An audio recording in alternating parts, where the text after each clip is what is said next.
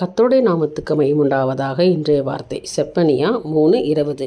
பூமியில் உள்ள சகல ஜனங்களுக்குள்ளும் நான் உங்களை கீர்த்தியும் புகழ்ச்சியுமாக வைப்பேன் என்று கர்த்தர் சொல்லுகிறார். விசுவாசிக்கணும். ஆமேன்னு சொல்லுங்கள். எனக்கு அருமையானவர்களே, இந்த ஜூன் மாதம் 1ஆம் தேதி தேவன் ஒரு வாக்குத்தத்தமான ஒரு வார்த்தையை உங்களுக்கு கொடுக்குறாரு. சகல ஜனங்களுக்குள்ளும் நான் உங்களை கீர்த்தியும் புகழ்ச்சியுமாக வைப்பேன், நான் உங்கள் தலைகளை உயர்த்துவேன், இந்த மாதத்தில் நான் உங்களை புகழ்ச்சியாக சந்தோஷமாக சமாதானமாக வைக்க போகிறேன் என்று கர்த்தர் சொல்கிறார். விசுவாசிங்க. ஆமேன்னு சொல்லுங்கள்.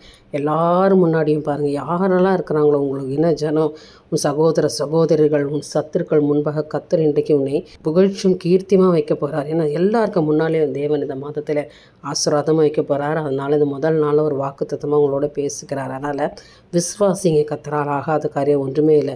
நீங்கள் எந்த இடத்துலலாம் வெட்கம் அனுபவித்தீங்களோ அந்த இடத்துலலாம் உங்களை புகழ்ச்சியும் கீர்த்தியமாக வைப்பேன். நான் ரெட்டிப்பான நன்மையை தரப்போகிறேன். இந்த மாதத்தில் உங்களை பலுகவும் பெருகவும் செய்ய போகிறேன் என்று வாக்கு கொடுக்குறார். இந்த 1ஆம் தேதியிலே இந்த நாளில் பேசுகிற வார்த்தையை விசுவாசிங்க. மாதம் முழுவதும் நாள் முழுவதும் கர்த்தர் இந்த வசனத்தின்படி உங்களை நடத்துவாராக. நிச்சயமாய் தேவன் உங்களை ஆசீர்வதிப்பார். நம்புங்க, ஆசீர்வாதத்தை பெற்றுக்கொள்ளுங்க. தேவனுக்கே மகிமை உண்டாகட்டும். ஆமென்.